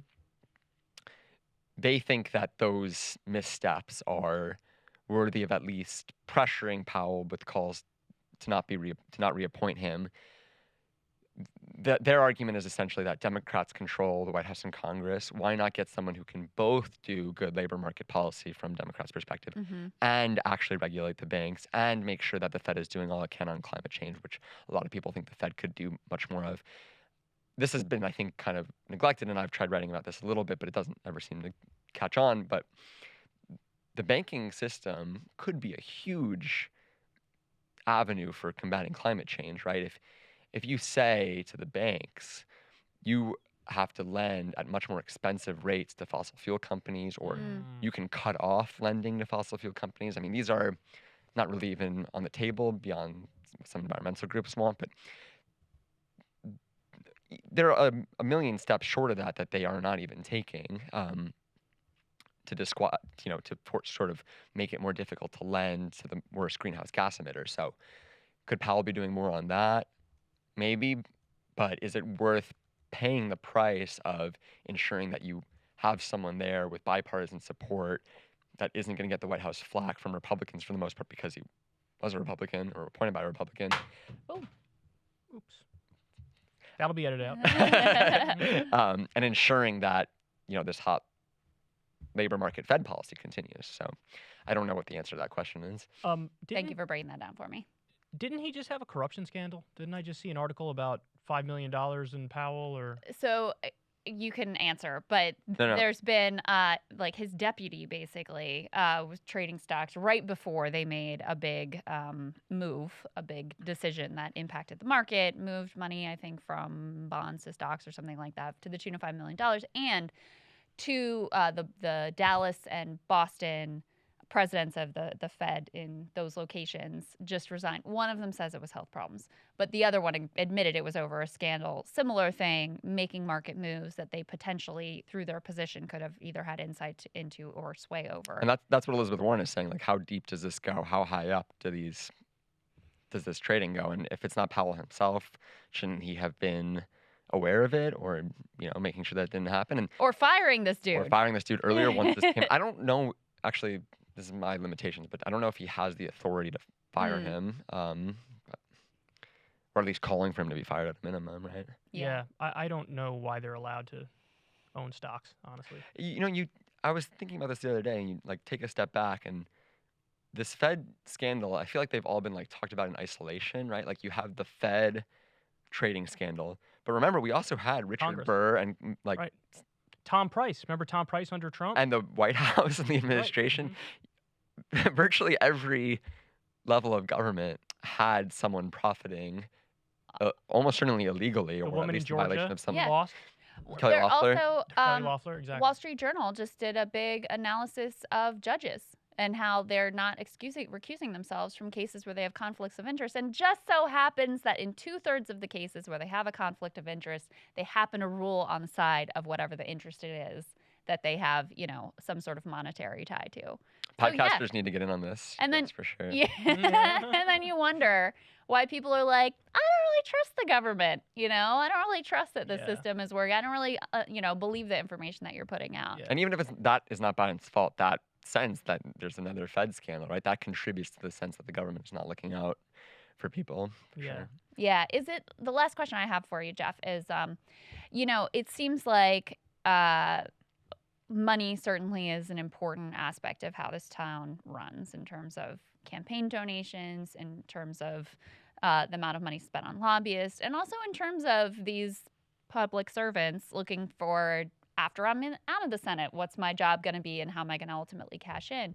There seems to be a major reluctance among a lot of media figures to ask politicians directly about this, to talk about this. I'm thinking in particular of, we played the clip on Breaking Point, I think you played it too maybe, of Fashakir gently suggesting maybe the fact that Heidi Heitkamp is getting paid explicitly to argue for low taxes for rich people is something that should be considered in a segment. The CNN anchor rushes in to defend her honor. Nobody's I love besmirching Faz because you. he's so polite. Yeah. He's so, I mean, I'm like, so this is like shy. the most mild-mannered criticism. But yeah, the CNN anchor, who happens to be married to Peter Orszag, rushes in to say, let's not forget that Heidi Heitkamp lost her seat because of a vote of conscience.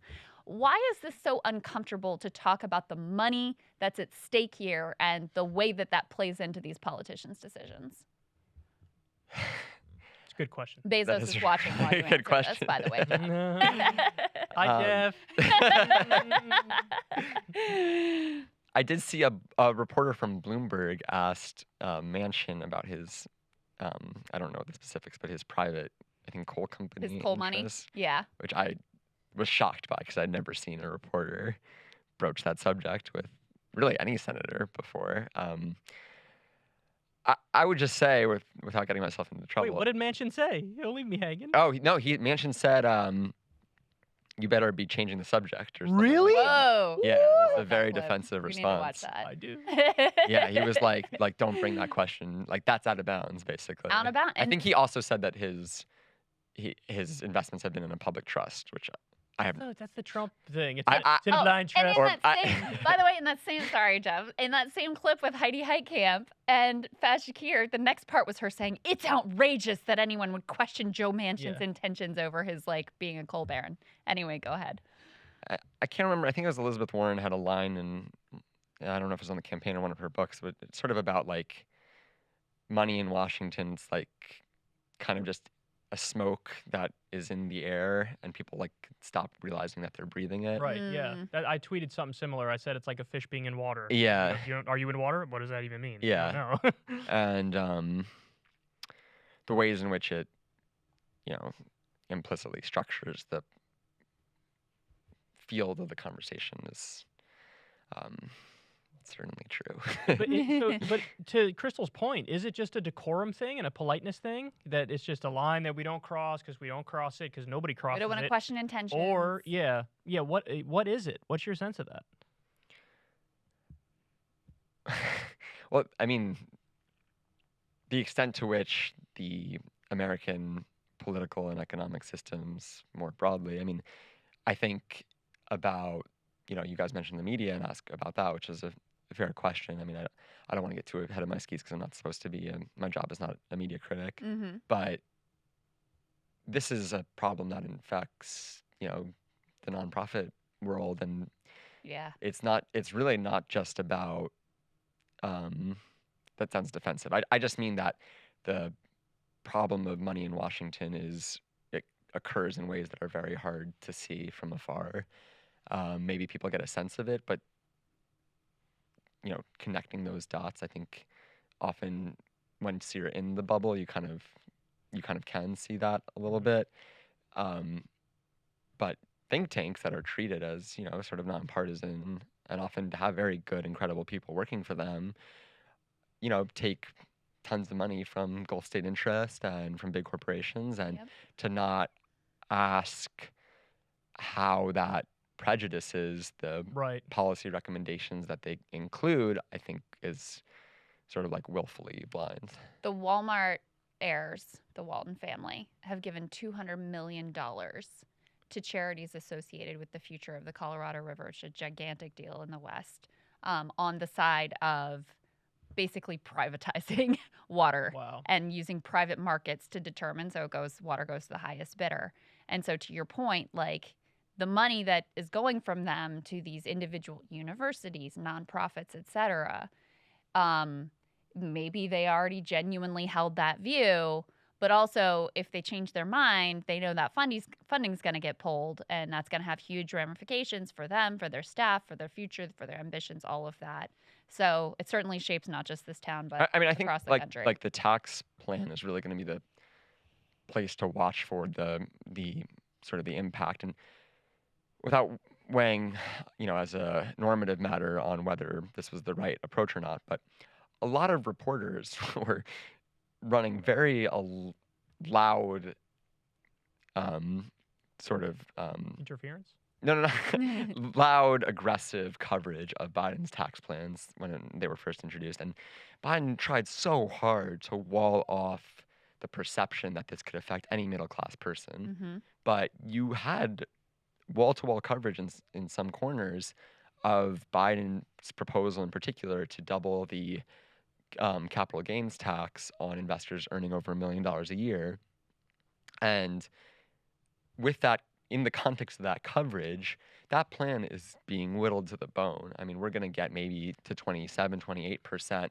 And again, I can't comment on the media, but there's clearly a connection between the public discourse around the implications of that plan and the fact that that plan is going to be severely curtailed before it's passed. Believe it or not, Joe Scarborough made a strong argument about this on air, where he said, and there's a reason why he did it, because the taxes they're proposing to raise would impact him personally, so he doesn't want those ones to be raised, but he keeps bringing up, like, go after the billionaires, go after the corporations, raise their taxes. Like, you're coming after, somebody who... Mere millionaires. Yeah, that's mere right. millionaires like Joe Our heart Scarborough. bleeds. And, I mean, listen, fact of the matter is, in my opinion, of course I think taxes should be raised on all of them, including Joe Scarborough, Yeah. but he has a point that if you leave the corporations and the billionaires off the table and you only tax the person who makes $1 million a year, then that's, you're missing where the money really is. Yeah, you're leaving, and it's on purpose. Gigantic billionaires because of the influence peddling in Washington. Unscathed. Heidi Heitkamp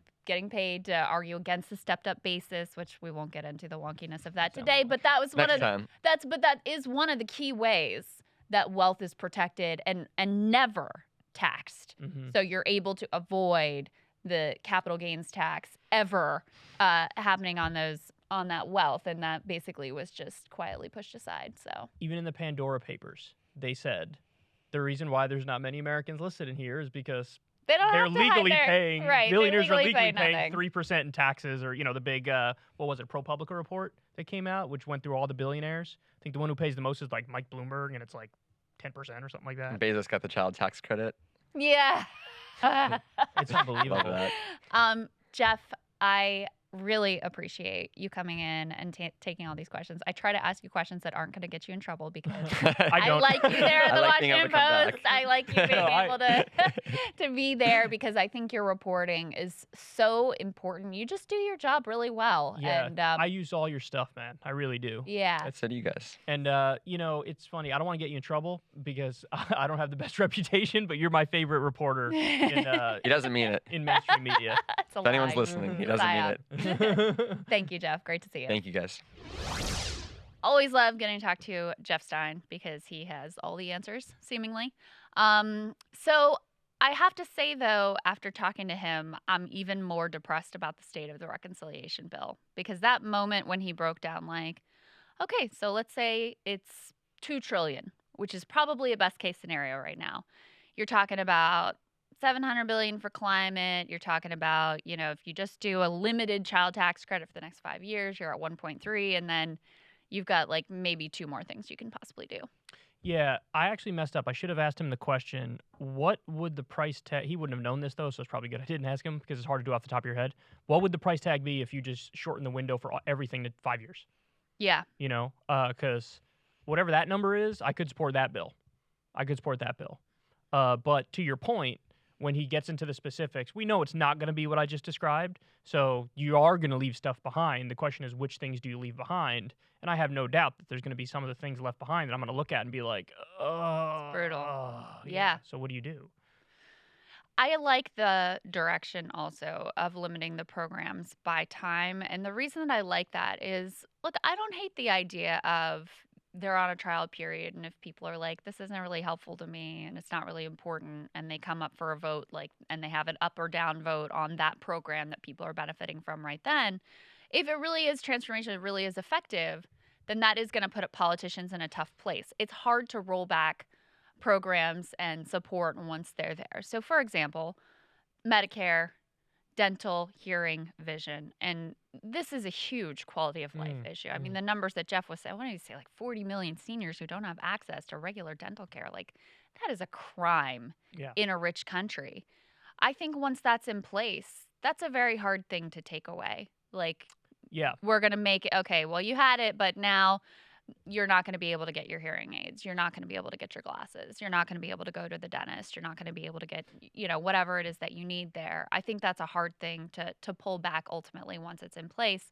The problem with means testing, and I know we both have talked about this, but I think it's really important to underscore for people why we both are very opposed to means testing is because, first of all, it creates all these bureaucratic hurdles upon which many a federal program has crashed and burned, the housing assistance being one of them.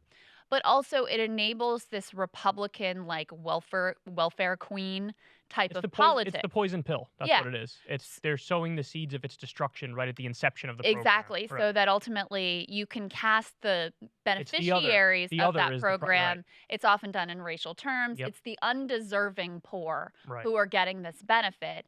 And the minute that you can sort of demonize it and vilify it like that, you lose majority support, and ultimately the program gets torn apart. Universality is super important. I mean, that's our politics, right? Our politics, it's got to be universal. And I say it all the time, but, I have huge disagreements with a lot of people on the right, but would I deny them health care? Not in a million years. I think you have a right to health care. Yes. So, think about it in those terms. Yeah, I mean, look, everybody knows where I'm at on this thing. The absolute floor to me is $2 trillion. If there's means testing in it, I'm out. I'd have to vote no on it. If they take out, if they have to leave some climate stuff in there, like you say, and like the progressives were saying, no climate, no deal. I agree with that completely. And you just gotta hope that whatever gets stripped is like not too bad. But that's that's a big question mark. But to get back to Jeff, he really is wonderful at his job. He makes it so that average Joes and Janes, people like myself, can really get into the nitty-gritty of what's in these bills and understand it. And then I can present it to people who are average Joes and Janes just like me. And so we can all kind of follow along with it, because if there's one thing I can't stand, it's like sophistry and dense writing where it takes them 2 paragraphs to say one thing. And Jeff is fundamentally the opposite of that. He'll give you all the meat in a tweet, and you're just like, oh, sweet. Oh, look, I know what's in the bill, and I just read 2 tweets. Yeah. You know? Incredible mind for detail, but incredible ability to boil it down to its basics and understand the political dynamics that are at stake. I also thought it was interesting his view on the whole debt ceiling situation, that this was a purely tactical play from McConnell to try to hand more leverage to Manchin and Sinema in their quest to blow up the reconciliation bill.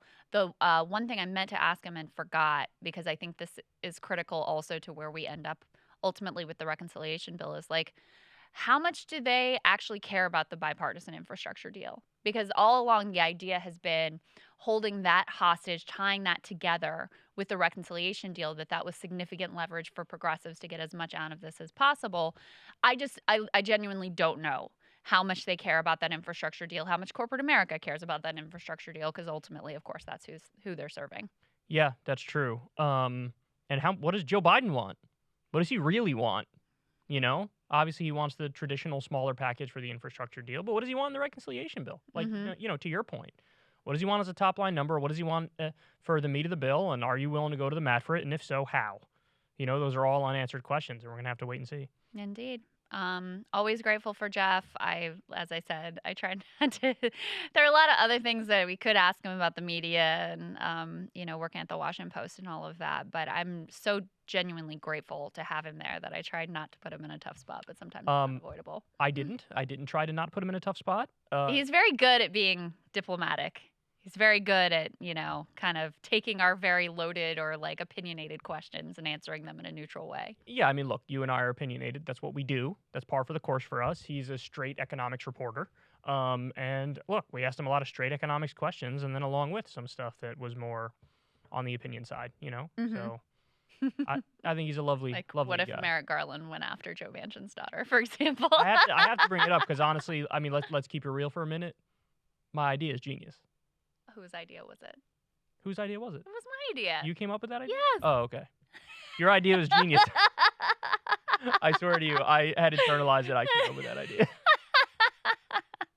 Some classic gender dynamics playing out here. Are they? Yeah. Yeah. It's all good, though. Well, Krystal Ball came up with the idea, and I've just repeated it about 14,000 times publicly. Well, but I think that is, I haven't leaned into it at all. Yeah, did you even mention it publicly? I don't know. I don't think so. Why didn't you do it? I think I let you run with it. Why didn't you bring it up? You brought it up. It's all good. Is it too risque for... I mean, I know you're a little more straight-laced on breaking points than I am on secular talk. Yeah. Is that what it is? Probably. And also, I guess even though I think it's a tactic, that sort of hardball, I'm not squeamish about holding out funding if it's in the service of something genuinely good. And also his daughter is totally corrupt and the whole family's corrupt, so it's not like it's not just. Yeah, but I mean, regardless, they should go after her, right? I just don't see it as the realm of possibility. Right. So it's less interesting to me because I don't see it as in the feasible realm of what might actually happen. But that's the problem, right? Isn't that the exact problem? Yes. Because I promise you, if it was FDR or if it was LBJ, they'd be having that conversation. What do we have on him? What dirt do we have on him? What can we use against him? And they, like I said, the flip side of the coin is carrot and stick. Okay, I'll be your best friend if you want. I can be your best friend. I can make all your dreams come true. You just got to do this one thing. I mean, look, Washington, D.C., a lot of stuff. Did you see the movie Lincoln? No. Okay. Everything they had to do to get stuff done is laid out in detail, and it's phenomenal. And you're like, oh, so these are people, they respond to human incentives. Right. And so you need to play on those human incentives to get stuff done. Yeah. But we have this weird thing in politics now where it's nobody wants to acknowledge that. You know what I mean? That's not, the media pretends that everything is ideological and everybody's just having a conversation. This gentleman is talking to this Contest lady. of ideas. Right, yeah, and like, let's get behind closed doors and say, hey, I have a point on this, point of order, and everybody says, "What? I can't stop doing that." But that's not what it's like. What it's like is Kyrsten Sinema took $750,000 from pharma and then was like, I was for lower drug prices, now I'm not. Right. You know, and so what are you going to do with that fact? What are you going to do with that fact? Well, I got an idea. What if you call a press conference and you do what Bernie just did? They also put decorum above everything else. Which is why the Bernie thing was a big deal. Yes, and to me it was really noteworthy because when I talked to Bernie, he was very careful not to. I mean, I asked him a question about that. His Manchin's daughter's former, where she worked in West Virginia, and they're shutting down. And will you call on the Biden administration to invoke the Defense Production Act to make sure those jobs are protected, et cetera, et cetera? And he was just like, I'm not going to comment on that. So this is a different, for the modern current incarnation of Bernie, this was very notable tone shift. And yeah, he put him on aggressive. He put him on blast. It was vintage Bernie. I heard that you're not in favor of lowering drug prices. Now, maybe I'm wrong, but that's what I heard. So maybe you should come out and tell the people if you're in favor of lower drug prices or not. Maybe you should do that.